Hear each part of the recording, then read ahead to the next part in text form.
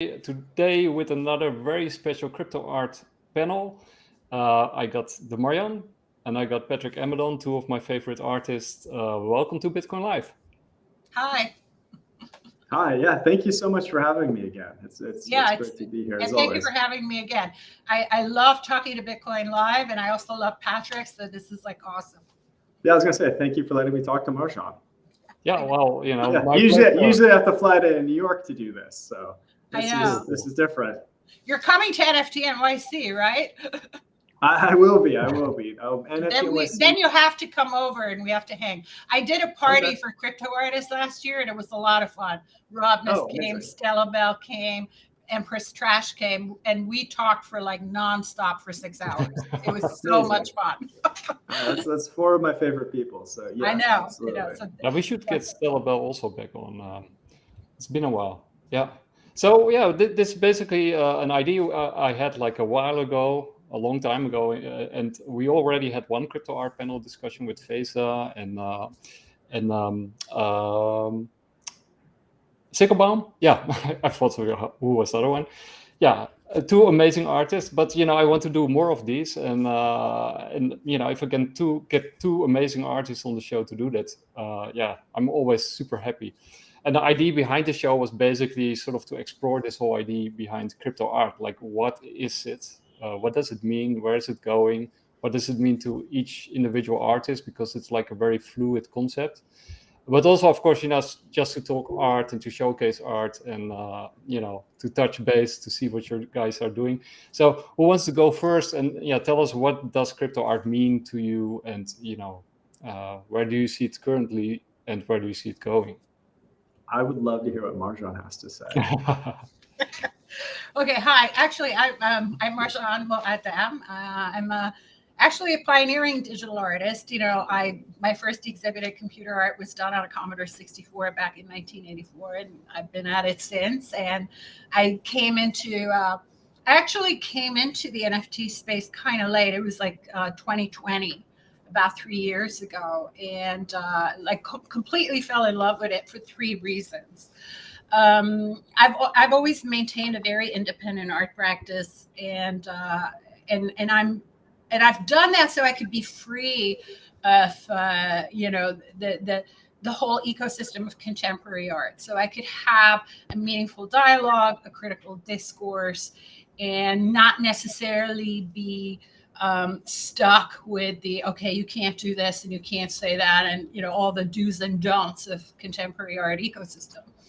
And so one of the things that I loved immediately is like almost everybody in the crypto art scene was a degen and completely independent and doing their own thing. So I felt like an instant affinity with everyone. And tremendous amount of respect for what everybody was doing, including like Patrick and other artists. And for me, for many years, the only way I could sell art was if I materialized my digital art as a print, as as a sculpture, as some physical object, which to me was never the art form as an original. It was always a derivative. And so the whole idea of tokenization was, wow, we finally get to sell digital art the right way. So that was the other thing that I loved about it. And the third thing that really got me very interested in crypto art is that, I was I was part of the Internet 1.0 era, and I was a featured artist for .com Gallery, an international forum for the digital arts, the first digital art gallery run by Prodigy Inc. in 1996. And so I was a big part of the Internet 1.0 era, and kind of remember the era after that with, the cypherpunks and this whole idea of decentralization, ownership in what was called cyberspace back then, which we refer to as the metaverse now, and ownership as a way of protecting individual rights in cyberspace. Those were kind of the early ideals of the cypherpunks, which kind of then, that whole cypherpunk era evolved into the crypto era and the Bitcoin era, and then of course crypto art era. And so, like I said, I'm a free and open internet kind of person. I believe in individual rights, and I believe that individual rights are incredibly important moving forward in this highly technological world. I believe in decentralized finance and its potential in our world, and I very much view Cryptoart as sort of like the philosophical, cultural, and intellectual framework for this incredible revolution that we have in our world today and its potential. And my favorite quote is from Colburn Bell of the Museum of Cryptoart, and he always says Cryptoart is the software of the decentralized finance revolution. So that's the short of it for me. Okay, well, and Patrick? Yeah, no, that's a great answer, Marjan. I always appreciate your perspective on this because for a handful of us here, we've been in digital art for a minute. We've been in digital art since before tokenization. Personally, there just wasn't really much I could ever really do with it to like meaningfully contribute to my art career or really be able to make a living for myself as an artist, right? I mean, got stuck. I really liked making it, and then on social media, everybody appreciated the digital art more than the physical art. So that was what they wanted. It was what I liked making. So basically, just made it for free for 8 years before I found this space, and before I figured out you could tokenize it. Thanks to Beeple and all the press around, obviously his situation in 2021. But just really grateful, fortunate. Just feel like there really wasn't anything on the horizon that would indicate that this was coming for us. So just feel very fortunate that it just happened to happen, and that I've seen my life, but I've also seen the lives of thousands of artists change around the world through the advent of tokenization with digital art. I think as we move forward, there's only going to be more opportunities, more displays, more presence of art, particularly digital art in people's lives. So I don't think I think the relevance of what we're doing will only increase as we move forward. I think the impact of what we're doing will only increase as we move forward. And I think that the people that are here and now making art, driving the culture forward, defining what digital art means and looks like, both from not purely aesthetically, but philosophically, right? Marjan made a really good point about the evolution of crypto itself coming out of Cypherpunk Manifesto and a lot of the original writings on the importance of privacy, on the importance of decentralization, on the importance of all the things that we really hold near and dear. And I think that as long as we can really do the best job that we can to help everybody understand why that's important, help people understand where it came from, the more I feel like we can tie people to our legacy, our heritage, and the philosophy that kind of begat all of this, the healthier it will be for everybody, because so much about that ethos plays not only a critical role in what we're doing right now, but I think almost a more important role in what we need in the future. You look at the number of countries that have gone deep red in surveillance and censorship.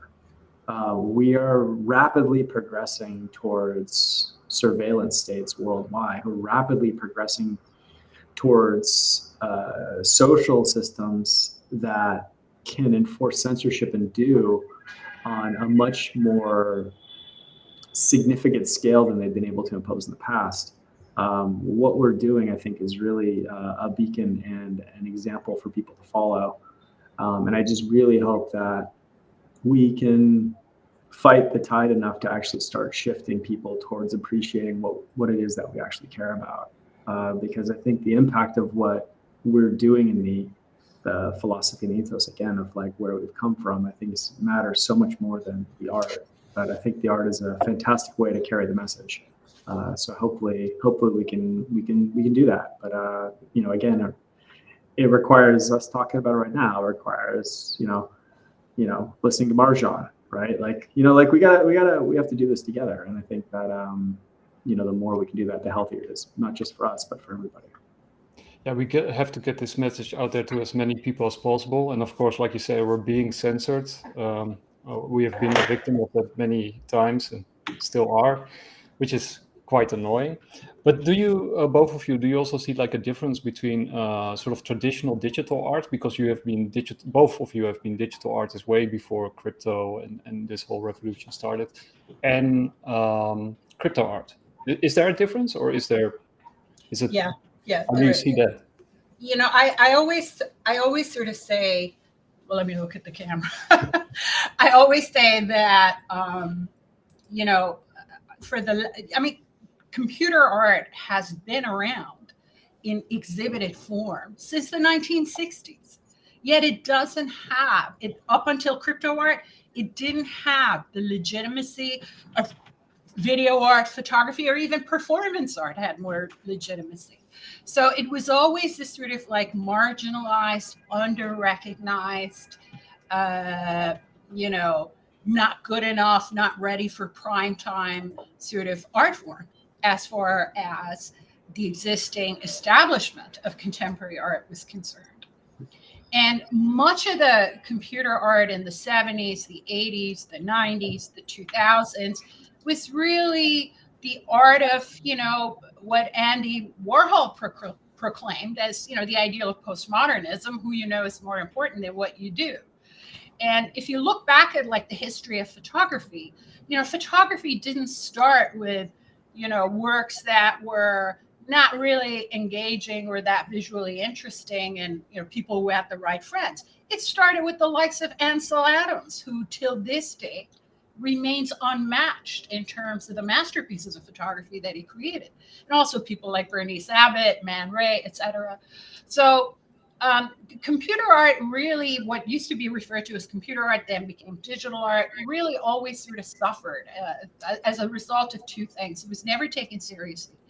And the work that was being done with it was not really engaging the public in the sort of meaningful way that it needed to in order to launch a new art movement and a new medium with its own aesthetics and associative philosophies, etc. So what really happened, there's two things that happened that really changed things. One was the internet and internet-based art and post-internet-based art, and artists taking their work to the world on the internet. Then the advent of social media and, you know, Instagram, and more people looking at art on Instagram than at galleries or museums. I live in New York City and I spend most of my time looking at art on Instagram, not galleries or museums. And I think that revolution completely changed. Like literally before I came into NFT space, people would DM me on Instagram and say, how do I collect your art? I mean, it was like literally I was like they would PayPal me the money. I mean, this is before I came into crypto. And the reason I came into crypto is because a collector DM'd me and said, will you please tokenize your art so I can collect you? And I'm like, well, how do you do that? You know, I mean, I had to like literally research it. And that's how I came into the crypto space. So it was really the people, not just the artists. I think this is the really exciting part of crypto art, that it is truly aggregated. And I think Patrick would agree. There's this whole social, you know, community component that operates through the internet, that operates through a lot of this sort of contemporariness that we have, where, you know, artists get dragged into shows, you know, artists like Patrick curate shows, other artists curate shows. It's like a, you know what it's like? It's like artists, collectors, curators, everybody's in it together. And not only is everybody in it together, but this aggregation itself influences the work, influences the dialogue within the work. I mean, there are pieces that I've done that I've tokenized and sold that literally came out of dialogues we had on Twitter, or, you know, conversations I had at NFT NYC. So it's fascinating to me that you sort of observe this in everybody's work, that we're all very interconnected in the way that the internet is interconnected. It's like this sort of contemporary state is one of the features and inherencies of crypto art, that the individual artists are almost like nodes within a greater hive. And that hive is not just the interconnectivity through digital media, but it's also all of us are kind of dealing with the same ideas. I mean, you brought up the fact that, you know, we now realize how prescient the cypherpunks were. I mean, I confess, I kind of didn't take them very seriously. I mean, I just didn't. But and I was a cyberpunker, but not a cypherpunker. But now I'm like, I can't believe how right these guys were. Like Patrick said, the social rating system. We see what's happening in China. We see how your metrics are dependent on whether you support the narrative and the hegemony in terms of the West or not. I mean, we're seeing a lot of really dangerous things, which makes me even further appreciate the whole crypto revolution and the mandate that Cryptoart has in this moment as a beacon for individual rights, freedom, and artistic and creative rights.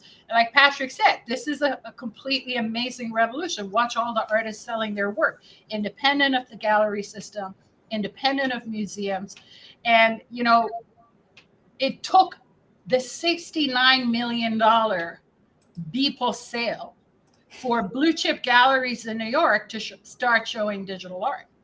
And like Beeple said recently, he said something really good. I saw a little clip of it on Twitter. And he said, you know, it's ridiculous that the art world doesn't take digital art seriously when you consider it's the visual language of our culture. And I agree with it. And so I think the excitement around Cryptoart is bringing a lot of collectors into this space. And I think the excitement of Cryptoart is legitimizing digital art in all those ways that the establishment of the art world couldn't do. So you could basically say that digital art was the voice, but it found expression by sort of connecting to crypto art, or sort of crypto space, I should say. Cryptoart put digital art on the map, period. I don't think anybody can deny that. I mean, I don't know what Patrick thinks about that.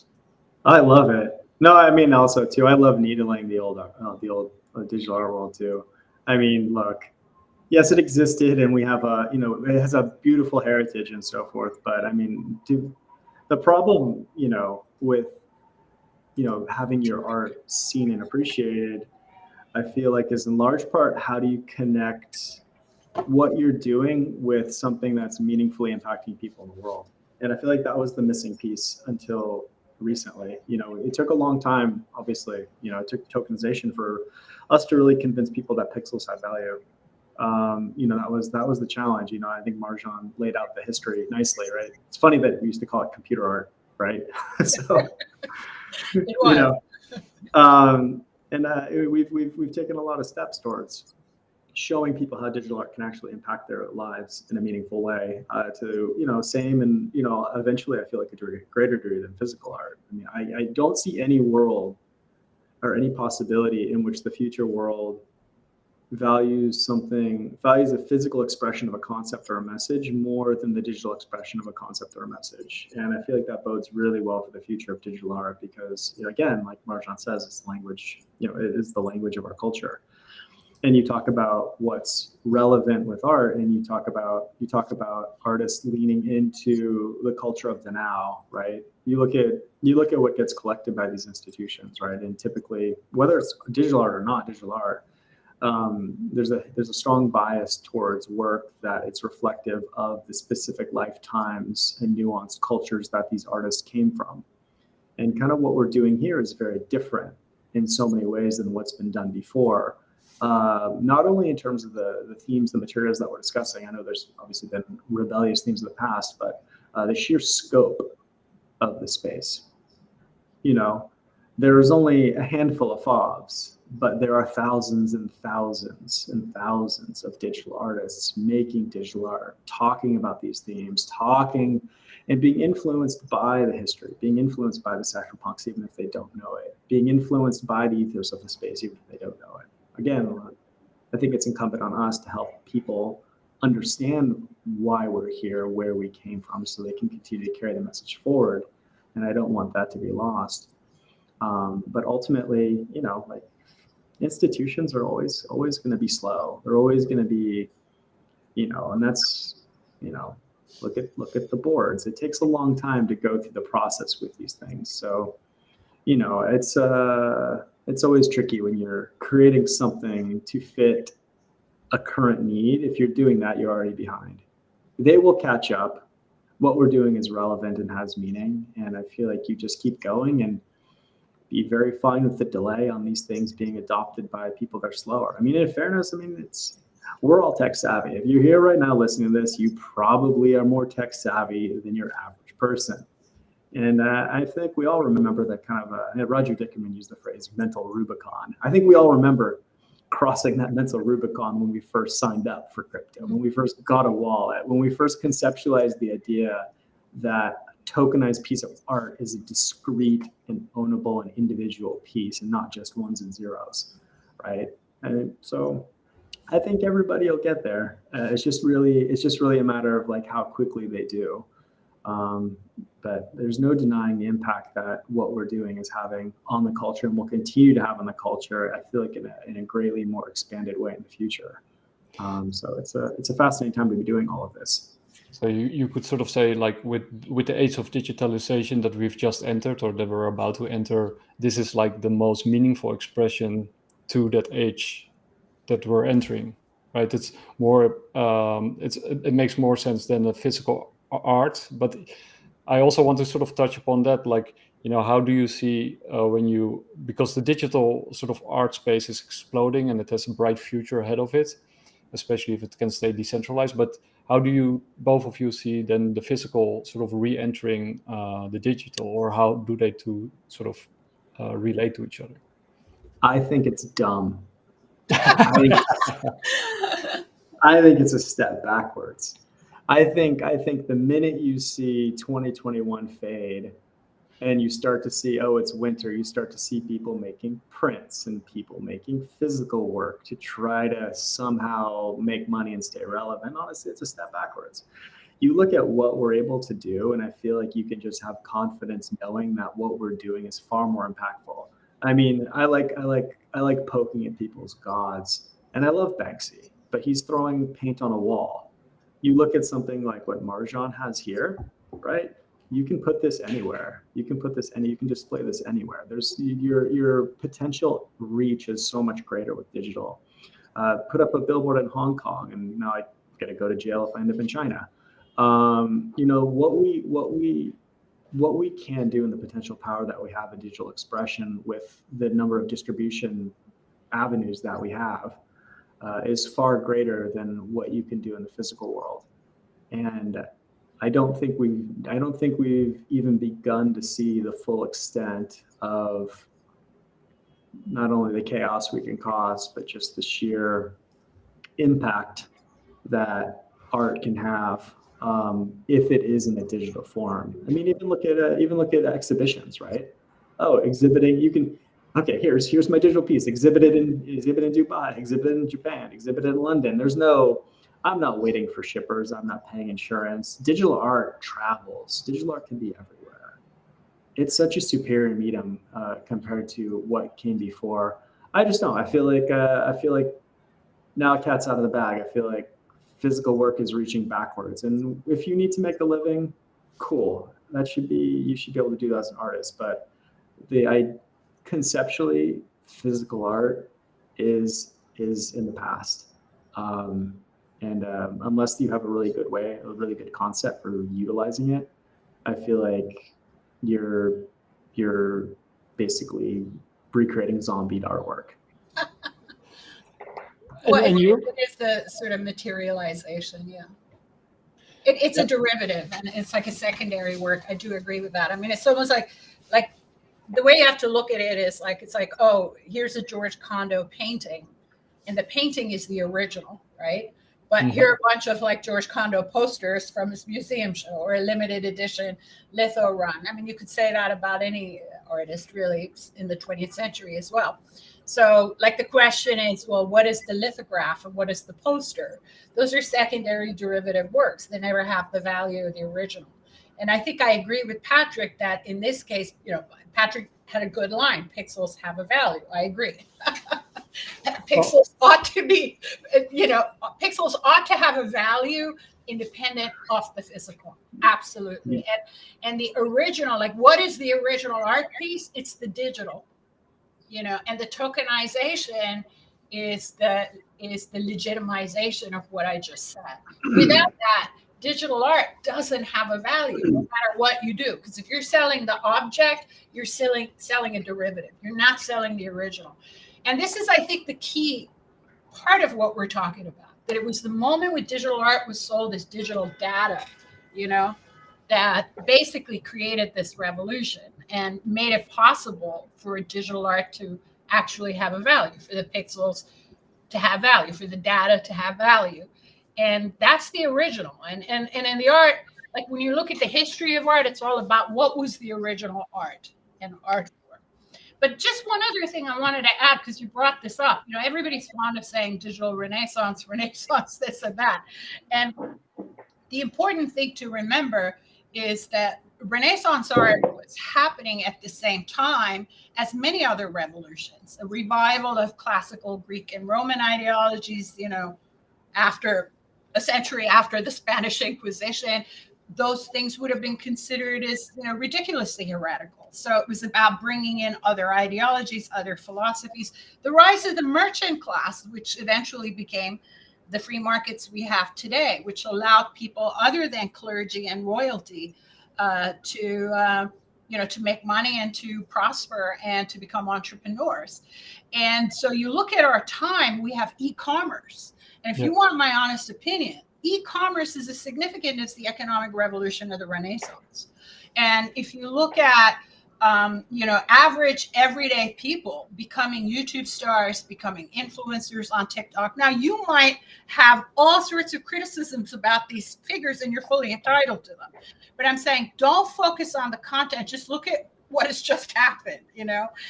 Somebody with a selfie video becoming a major influencer and star and creating entire businesses out of that. We now have alternative figures with great deal of influence in politics and culture and society who are YouTube podcasters, and they get more eyeballs, they get more metrics than top rated cable shows.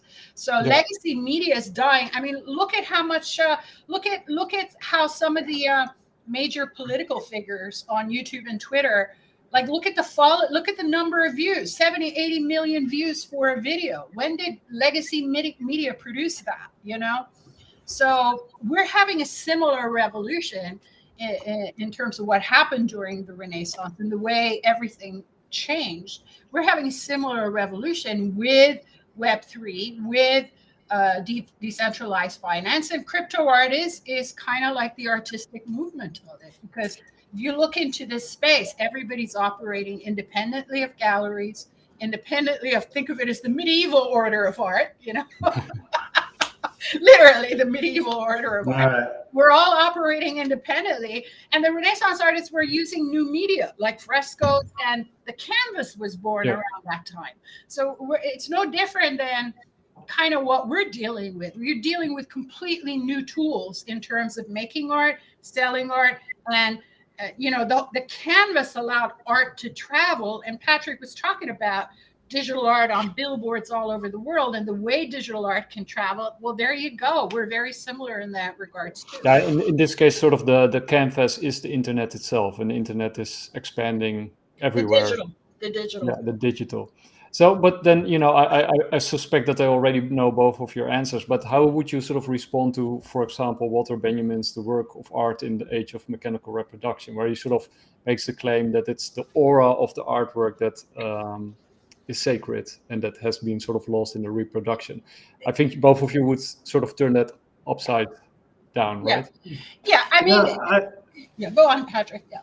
No, I mean, I believe that they didn't understand provenance, and Marjan, mentioned this earlier.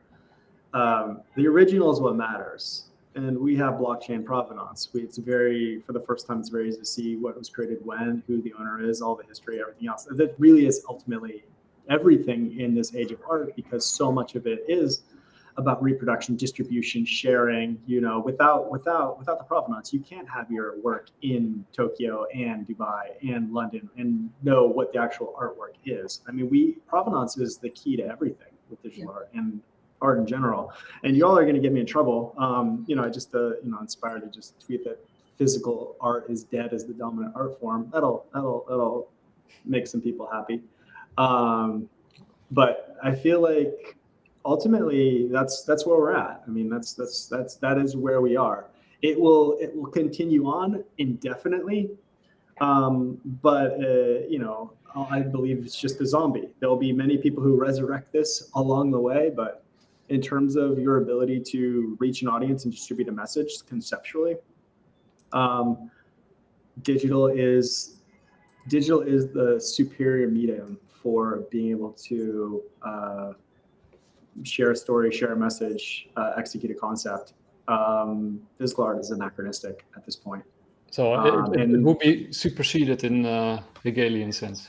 Yeah, basically, this is the we can see the future. It'll take other people a little bit longer to see the future, but we know the direction that this is all going. And we'll just start to see more and more people understand and appreciate that over time. But given that we know where this is going, I feel like it's safe to say that physical is anachronistic. I mean, it will be there to tell certain stories. It'll be there to share certain concepts. There's definitely art that works better as physical art, but as the dominant art form, no, I believe that era is over. And so digital scarcity has been sort of crucial to give this provenance and identity, uniqueness to each pixel, so to speak. How would you respond to still many people who sort of claim, especially after sort of the dearth that we went to with NFTs, that crypto art is dead or NFT art is dead, right? Okay, I'll leave it up to you. Patrick had a great line about that. He tweeted this great line. I've used it since too. And come on, Patrick, your line was, Patrick tweeted, digital art has no crypto winter. Isn't that what you said? Yeah. It was yeah. So what Patrick is trying to say is that, and it's like an important point, the cat is out of the bag, okay? Whether people realize it or not, digital art is now a thing. I mean, it's not going away. It's just going to keep growing after this. And it's because of the provenance. It is because the original can have a value. And additionally, it can have its scarcity established through tokenization. That, I mean, let's go back to the cypherpunks. They argued that ownership in cyberspace was the basis for free will and agency and freedoms and civil liberties in cyberspace. And so they're talking about ownership and the idea of ownership as the basis for modern democracies, et cetera. I mean, this was the transition from the feudal land system to where we're at now. And you can critique capitalism, and there's absolutely nothing wrong with that. You can critique communism. All of that is valid. I think those critiques are important and necessary. But you have to look at this idea of ownership as the basis for the legitimacy of something, even when that something is individual rights, which is what the cypherpunks were talking about. So this idea of ownership of the pixels and the digital through crypto, through tokenization, through DeFi is essential for digital art to be what it's now becoming. And would you also say that because Patrick already sort of touched upon it, wait, I'm making you smaller. I was clicking the wrong picture. Okay, anyway, so would you also say, because Patrick already touched upon it, that we're moving into this digital age, and with the surveillance states becoming bigger and bigger, and you're already sort of mentioning the digital ownership, basically these two kind of things clash, right? So we are like at this crossroads where we can either go two ways, right? Either we'll lose all ownership, that would also be sort of a digital dystopia, or through cypherpunks and that ethos of Bitcoin, we can actually sort of create this renaissance where all these influences and all this that's exactly our moment. Our moment is the WEF, you will own nothing and be happy. But that is also sort of or where the opposite, which is what you're talking about. Yeah. Which is about the model whereby which the individual is empowered by the technology, not disempowered. So whatever we had as existing rights increases because of technology. And that's the direction we should be heading. Well, see, I think Marjan, I think it's a good point, right? Nothing about what we're doing is a given. You know, we have the potential, and I think we have a more inclusive and accessible art movement than many and most in the past. I think that digital art has the capacity to affect far more people than any movement prior to digital art. And I think that it has the capacity to affect people's ability to make a living in art in a completely revolutionary way. So yeah, I think digital art is an incredible revolution for art and artists. But you know, that's far from a given. I believe that's a very, very accessible promise of digital art in the space, but by no means is that something we can get. And I think there's a whole other narrative too, where if people don't appreciate the ethos, they don't appreciate why we're here, we stay focused on stupid monkey JPEGs and dudes swindling each other over like coin drops. You know, it's just going to turn the space into, it's just going to pollute the space in such a way that ultimately our movement here could become that one time where 7 dudes made money around a financial blockchain. And it's ultimately relegated to the deepest corner of the digital art archives on the top floor in the back corner of a museum, right? Ultimately, historically meaningless. I don't want to see that happen, but I feel like believing that we deserve to be recognized for the potential that we have means nothing. I think we must capitalize on the potential that we have and be the inclusive movement, be the accessible movement, be the movement that has the kind of the moral backing of the ethos that comes from the CryptoPunks, that comes from the digital artists before, and ultimately transform the lives of thousands of artists now and in the future. And that's when we become what we can become, and we're recognized for that. But it's a fight. I mean, it's going to be a fight. And I feel like we have to acknowledge and appreciate that, and not just sit back and think that we're entitled to everything that we feel should come our way, because there's no guarantee that it does. We have a lot to fight about still. So no complacency. Zero, no complacency. I have so much appreciation and respect for the artists that speak up about what they see in the space, whether that's, you know, people being scammers, whether that's, you know, collectors doing things collectors shouldn't do, whether that's artists pandering to current trends, whether that's, you know, gambling on JPEG monkeys and kind of otherwise just kind of, I mean, look at what we're trying to save the acronym NFT. I mean, it's been so corrupted over the last 2 years that it's basically unusable, right? I mean, we have a lot of work to do to get the respect that digital art and artists deserve, but it requires a lot of work. We just can't sit back and expect things to work out for us. If that happens, it's because everybody else was doing the work that you could have been helping with. Agree. And I often see sort of with the birth of Bitcoin, you got this sort of Abel and Cain situation, because it also birthed the possibility for CBDCs. And that I guess that sort of give crypto art also its meaning by fighting against that sort of negative that it has sort of, it's shadow. It's going to come down to centralization versus decentralization. And crypto, you know, when I a couple of years, one of those NFT NYCs, I spoke out, ArtNet wrote about NFT NYC, and they sort of kind of made fun out of the whole thing with a guy in the gorilla suit and this and that. But they actually quoted me and said, "Oh, much more serious."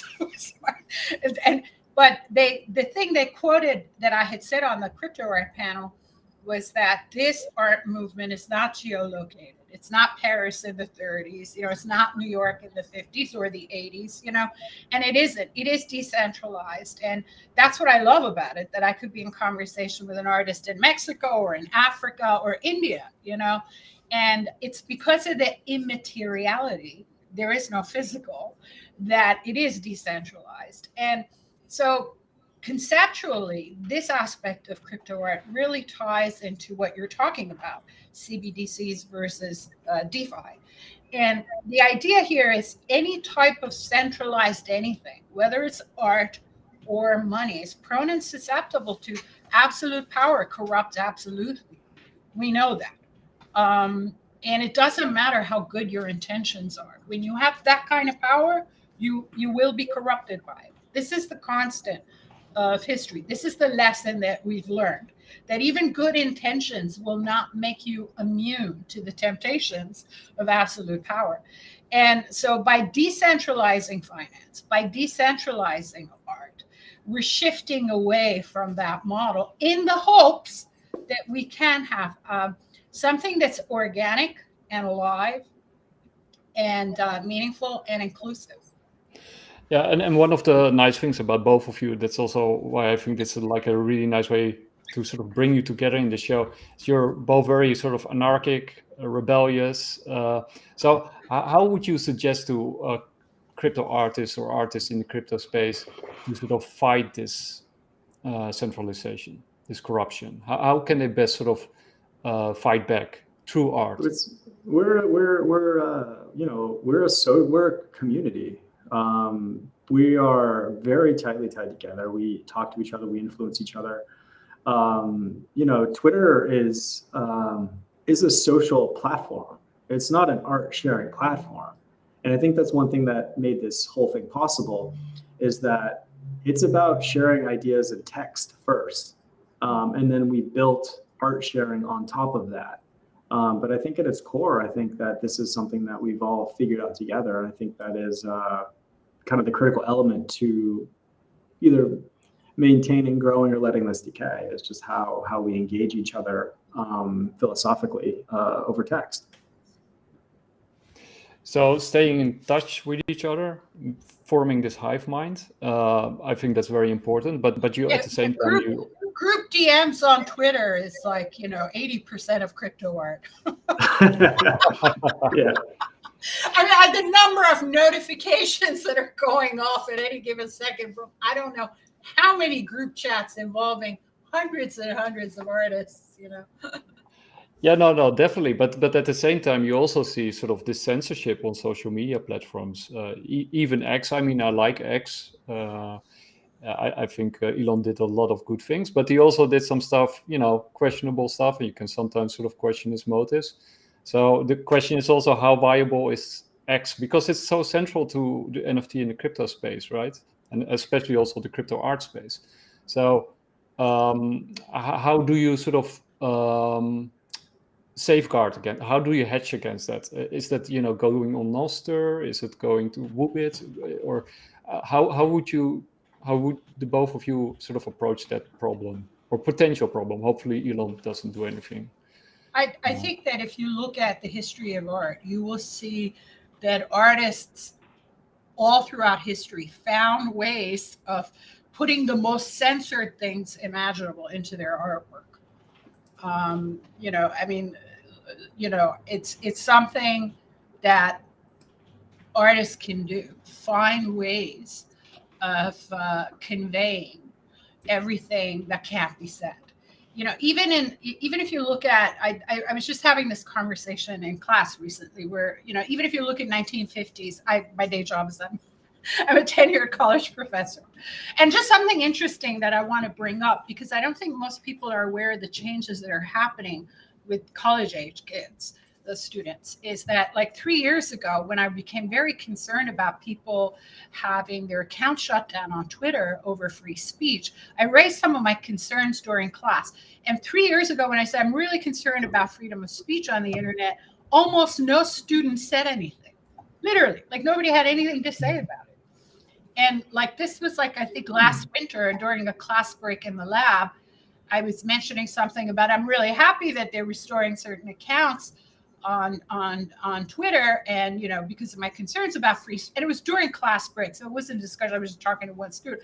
Everybody who was sitting in the lab jumped in with suddenly they're all like free speech activists. So I'm just pointing out something has shifted culturally in the last 3 years, that a lot of young people are very concerned about the loss of free speech and other things. You don't hear about it because mainstream media sort of kind of projects this idea that all young people are pro-censorship. My firsthand experience with students is, oh no, there's a whole thing brewing here that I think will in time will become a valid subculture. But anyways, let's go back to the 1950s America, with McCarthyism. And, the most canceled figure of the 1950s was Elvis Presley. The entire hegemony of the 1950s was trying to destroy this guy. From the US government to mainstream media to the FBI, they were all trying to destroy Elvis Presley. But he's still alive. And he became the most loved figure in popular entertainment because he represented rebellion against the conformity of the 1950s. So you have to understand, anytime you create, what was it that Umberto Eco said? One of the characters in Umberto Eco's Name of the Rose, which was written which is about the Spanish Inquisition in Europe. He says, the inquisitors create the heretics. And so you have to understand, anytime you have this sort of culture of pieties and self-righteousness and limiting people and their creative expression, you're going to create rebels and you're going to create heretics. And so Elvis Presley was an artist who stood for something. And what he stood for was nonconformity in an era and a time that prized conformity above all else. And, you look at American cinema at a time when nobody could touch that. Nick Ray did Rebel Without a Cause, which became an icon of rebellion against conformity. So artists have that power. Artists have always done that. They're like the unconscious, and they work with what rises from the unconscious, and they tap into that. And they can sometimes, become great catalysts for social change and movement for that reason. Yeah, they give expression to that thing that cannot be expressed. And Exactly. What you just said is also, it reminds me of, China and, the Winnie the Pooh cartoon, right? Because, it's so heavily censored over there that a little picture of Winnie the Pooh can start off sort of riots and a rebellion. But it's basically a very sort of tame image to people in the West, but they don't realize how much pressure. I wanted to put Winnie the Pooh inside of the No Rioters piece because I thought it'd been funny to have some Winnie the Pooh graffiti in the middle of Hong Kong. But I thought that if I had Winnie the Pooh in there, I might not be able to get it up. And I was trying to walk that line to be able to get it up on the billboard. And I thought Winnie the Pooh might have been a little too obvious, and they would have taken it down, which is an amazing commentary on the state of free speech in Hong Kong to begin with. It's actually shocking because I watch all these videos occasionally I have another Twitter account. I have a completely different Twitter account that I use to sort of find out what's happening in the world because I don't want my metrics impacted, my art metrics impacted by that. But I see a lot of these videos of the realities of the social credit system in China, with people can't walk into a supermarket, or, people with low social rating systems have their pictures and identities on billboards everywhere. It's kind of like public shaming. And you look at this stuff and you realize that, technology and techno-fascism, which is kind of what we're now dealing with as a potential in our world, is a very dangerous thing. The way and manner in which technology can be used to create authoritarianism now is much scarier than anything we've had in the past. I thought you were talking about friend tech for a second. Yeah, yeah, and this piece that we got up here from you, Patrick, you actually hidden pictures inside it, right? Can you tell us a little bit about it? Sure.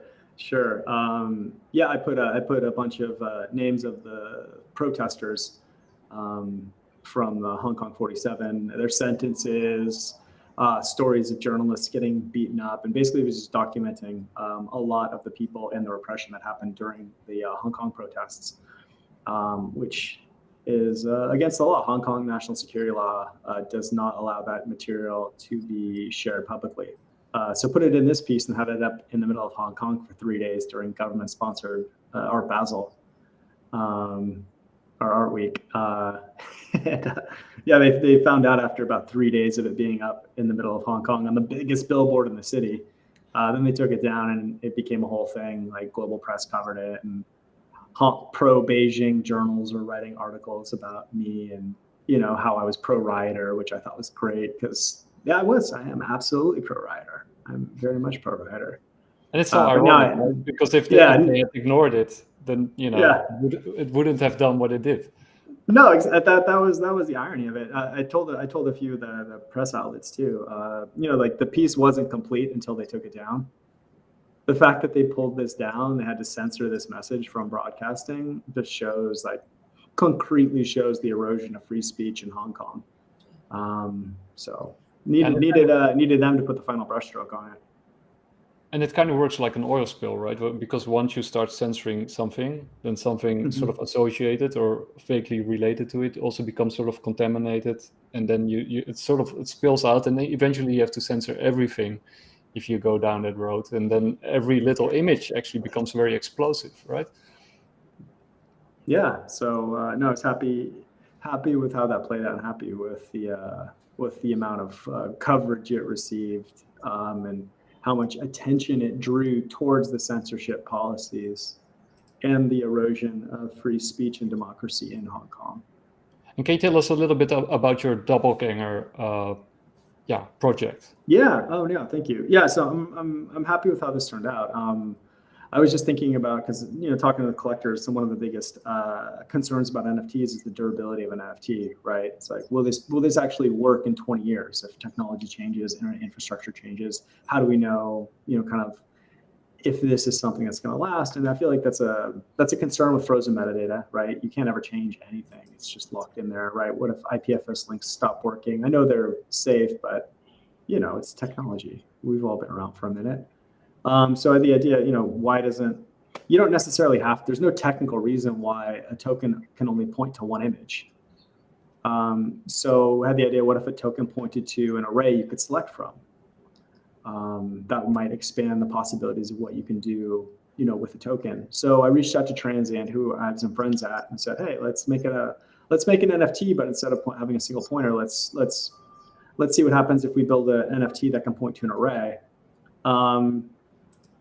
They love the idea.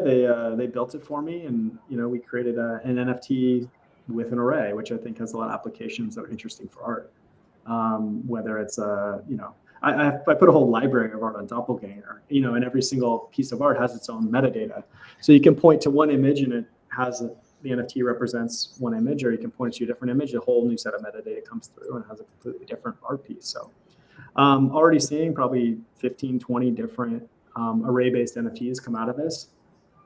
So it's been interesting to watch people play with that. And one of the things I just really wanted to make sure happens was that this technology would be available freely to anybody who wanted to build on it as well. And I think we're probably a couple weeks away from that finally happening. But the contract should be available for anybody to play with. I think just opening up arrays in NFTs just opens a lot of possibilities, especially for people, I think, who are building complicated digital pieces, whether it's installation or otherwise, that have multiple file dependencies. I think before people, they'd be hashing, right? You basically put all of the files into a folder, and then you can have a function that checks to make sure that all the files are actually the right files. But with the array, you can just, if you have multiple files as a part of your digital art, you can actually just throw it all into the array separately, and You don't need to hash it. You just know that the NFT actually contains all of the files you need to put together an installation or something like that. So yeah, there's a lot there. I'm excited about seeing what people build with it. But again, just cool. It's again social thing, right? Came up with an idea. Know some devs. My friend group is not just all artists anymore, right? So it's pretty easy to get this executed, and just happy to see what people are doing with it. Yeah, because NFTs also have these smart contracts abilities. It's like you said, it's not just pictures. You can do.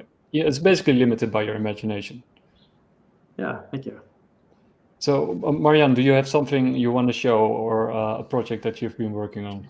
Because I know you're very prolific. Yeah, well, there's been a lot, but I guess let me see now. I actually sort of.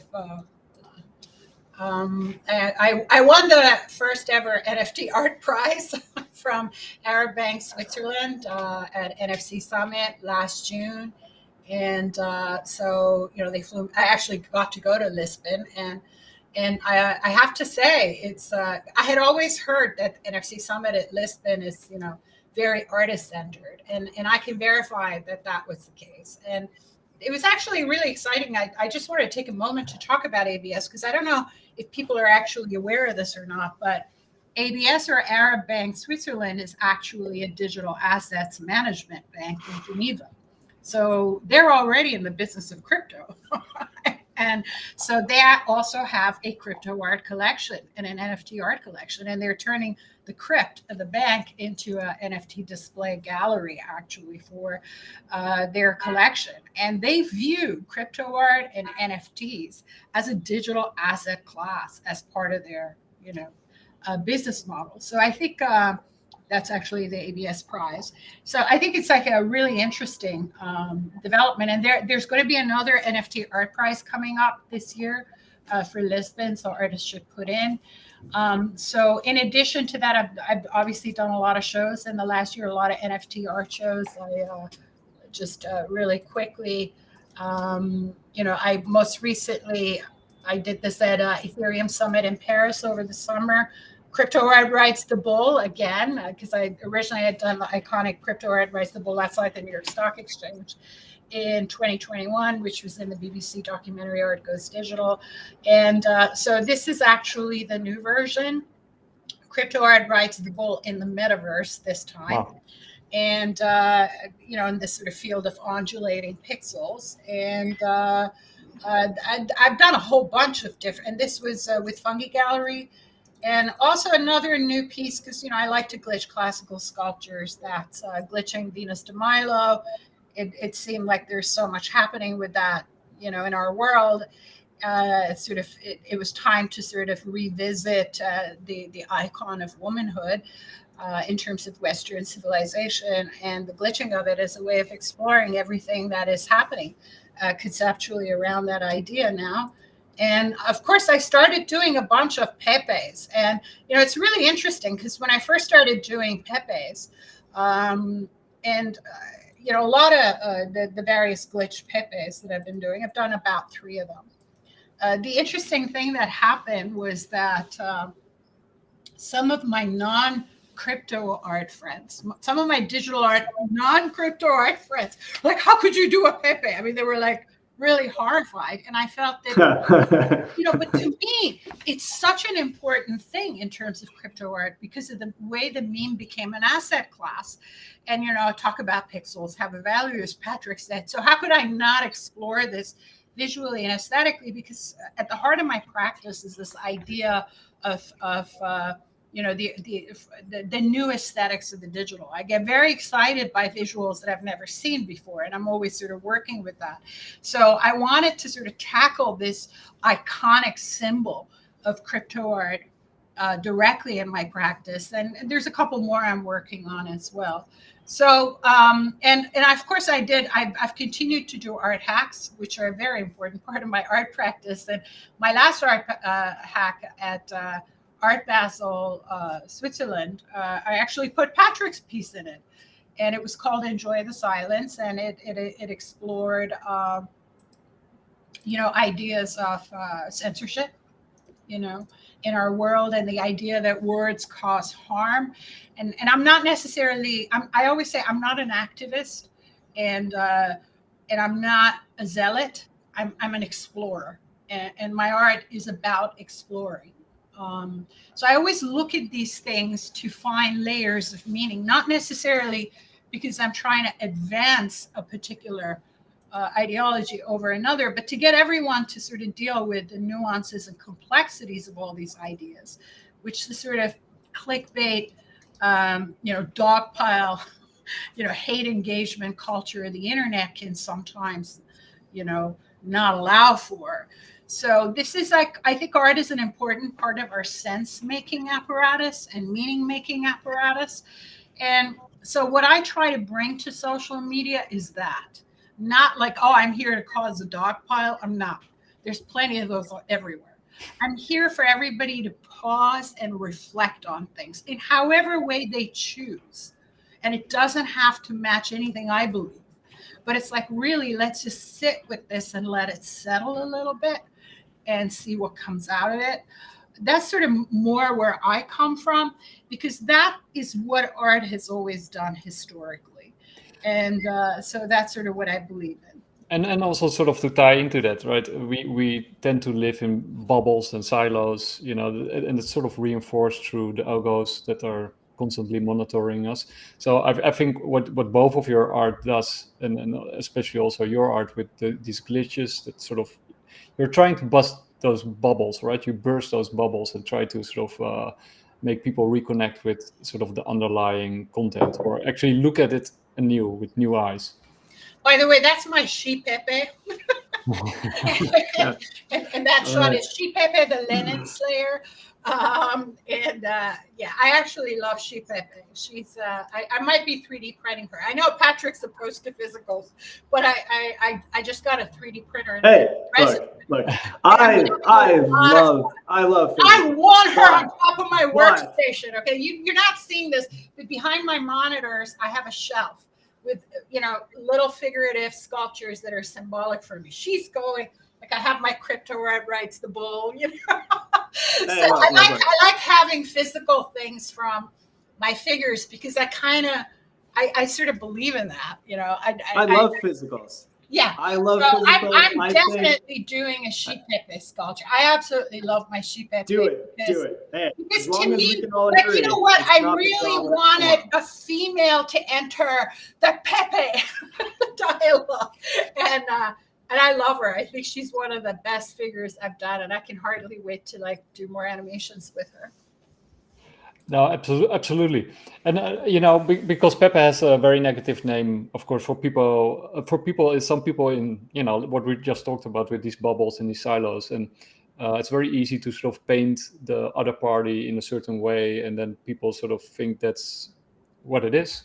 And yeah, but look at the Pepe Fest they just had at NFT Art Factory in Paris, and it's like you have Pepes from artists of every race and gender and all over the world.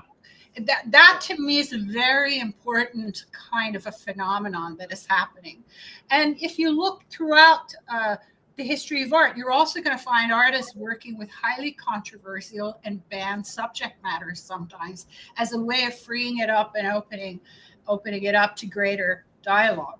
And so Pepe is really interesting, like you said. In some bubbles, it represents the worst things imaginable.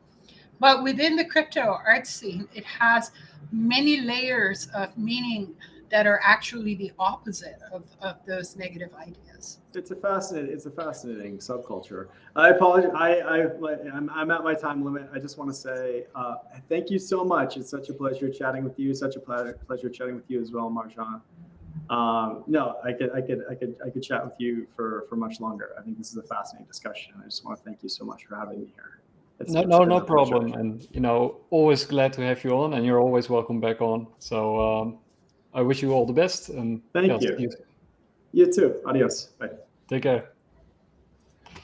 So, Marianne, we'll just continue the conversation for a little while longer. Yeah.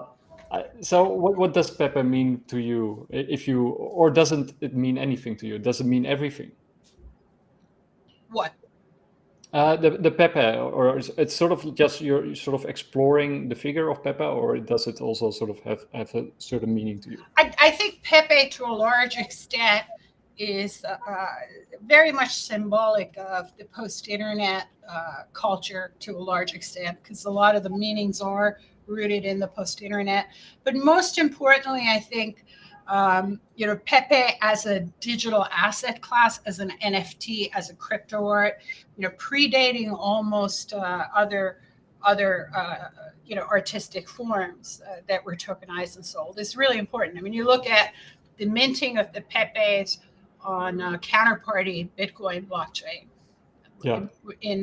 I mean, that is such an important moment in crypto art history.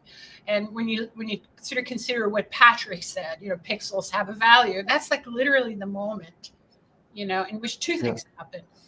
Pixels develop a value, and then memes enter the dialogue of the arts as collectible art, and additionally as influential art. So in that regards, Pepe, symbolically speaking, is very important. And I think since then, Pepe has come to represent the rebellious tendencies of crypto art. And so many artists that work with Pepe, I mean, I know lots of female artists, artists of color, artists from all over the world who work with Pepe.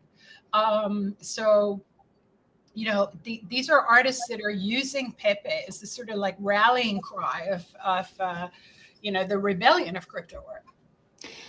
Maria, you just mentioned that you also work a lot with students and younger people. So where do you think that sort of touchy feeling comes from? That's sort of images which are quite innocent becomes so powerful or so upsetting to some people. Where does that originate, do you think? Well, I mean, I'll put on my academic hat for a moment, but I think you have to understand that the digital is happening against a greater shift in civilization as we make a transition from a knowledge-based economy, which was the economy of the 20th century, to what is referred to by digeratis as the imagination-based economy of the 21st century. So what we now have is imagination is the basis for our economy, not just in the form of digital art and XR technologies and our reliance on the virtual and the digital as part of our daily life, but also in terms of how we deal with facts. Increasingly, there was somebody was sharing a recent article in a major publication about emotional truths and the idea that emotional truths are more important. I mean, to a knowledge-based economy, that would be entirely unacceptable because facts are facts and the truth is objective, rational phenomena. There's no subjectivity or emotionalism to it. But we've already made the transition to this imagination-based economy where, people imagine all sorts of things are happening that are actually not happening. And entire countries, economies are being shut down and locked down over imagined things. I think one interesting aspect of it from the pandemic is that none of the vaccine companies conducted any testing to show that the COVID vaccine could stop transmission of the virus. Meanwhile, our FDA and CDC claimed it did. The White House claimed it did. The entire world said it did. But there was zero scientific evidence to support that statement. It's almost like people imagined that it worked to stop transmission, and that's what was believed by everybody as a subjective imagined truth. Do you understand the distinction here? Yeah. So in the 20th century, we had knowledge-based economy and knowledge-based systems that were heavily based on objectivity and rationality. Today, we're imagination-based economy. Whatever takes off on the internet as a meme, as something that captivates our collective imagination becomes the truth. Now, this has, of course, a downside, and the downside is very dangerous. Much of the stuff that makes our world work is a result of the Enlightenment, and much of this imagination based economy is undoing the Enlightenment. So in that regards, it's very dangerous. And so we're living through very interesting times. Yeah, because we become very easily influenced by of course pictures and emotions and the irrational, and so we can be easily manipulated and steered by certain groups if they want to, but also just ourselves, right? Our imagination can take the better of us, and we can I drive. myself regularly have, believed things that were not true.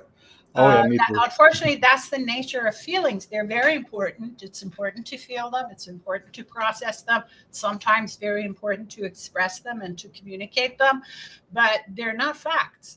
And I think we need to find ways of reestablishing that distinction.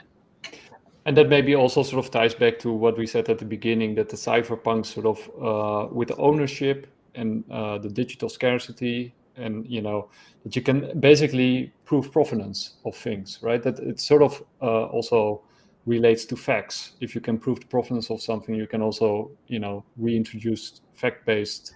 It's using technology. Yeah, it's using technology to establish unfalsifiable, proof, proof of art, proof of work, and the unfalsifiable aspect is very important because we live in a world in which many things can easily be falsified. So, I got one really, because you mentioned it at the beginning. So you saw this shift in Gen X people from not caring very much about privacy and security and where the world was heading, to suddenly a shift to becoming very much aware of that. What do you think triggered that shift? The shift to being aware of what? Now, of that, suddenly you saw young people becoming more aware of privacy. I think first of all, I think that what is happening is that most young people are living with tremendous amount of anxiety. This is the first generation that's grown up with social media and the internet. And there's plenty of stuff they've done and said on the internet already that could destroy their lives, that could make it impossible for them to ever get a job, etc. So this is a young generation that already lives. This is the downside of having a public life on the internet, for this generation. They already have what might be termed as almost a debilitating anxiety over it. The type of anxiety that previous generations didn't have. Previous generations had other anxieties, but they didn't have this kind of anxiety. And so I think that while some are just kind of accepting that that's the way it is, other people are doing what some people do with their anxiety, which is to reject it and fight against it. And many rebels have done that. And you look at heroes in great works of literature, they have to face their fear. In almost every great story and myth of heroes there is across all cultures, they have to face their fear. So I think there are people in this generation that are rejecting this anxiety and this hegemony and this conformity as a way of freeing themselves because they're tired of living with it. And so that's the beginnings of the rebellion, if you will. Yeah, I sometimes say like the public becomes private and the private becomes public, right? We're sort of in this transition phase where we're sort of still hung up on how it used to be, and we're transitioning to something completely different. I think it was Klaus Schwab from the WEF said, everything will become transparent, and I'm not, I don't like that idea, but he does have a point, right? We're moving to a place where things that we thought were private are basically, it's kind of silly to hide it. I disagree.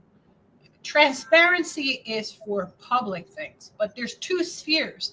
There's the sphere of the private, and then there's the sphere of the public. Not everything is public. True. And so you can't have transparency for everything. In a democracy, you have the right to privacy. You have the right to your thoughts and beliefs. You have the right to the aspects of your life which you wish to keep private.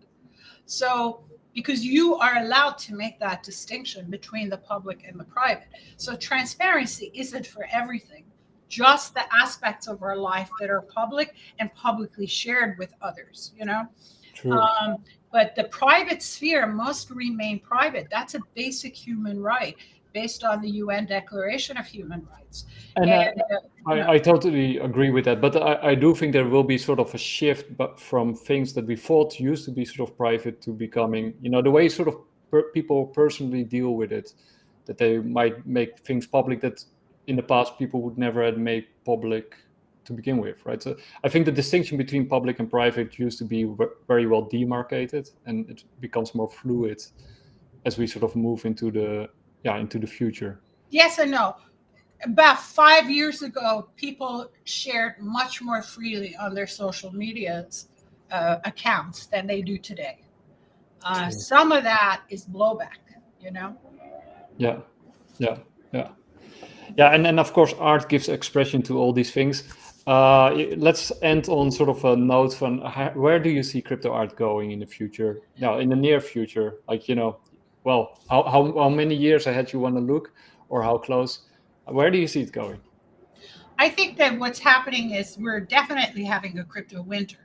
There is a sort of pause on sales. There's a pause on the sort of feeding frenzy that was happening during the bull run in the last few years. It's almost like the early internet, when the bubble burst. So that's kind of the moment we're having right now. The NFT bubble has burst. But the same way the bubble bursting between 1999 and 2001 didn't stop, that didn't stop the internet or its growth. It just kind of ended the feeding frenzy, and it basically made the internet more corporatized, more established, basically what we refer to now as the web 2.0.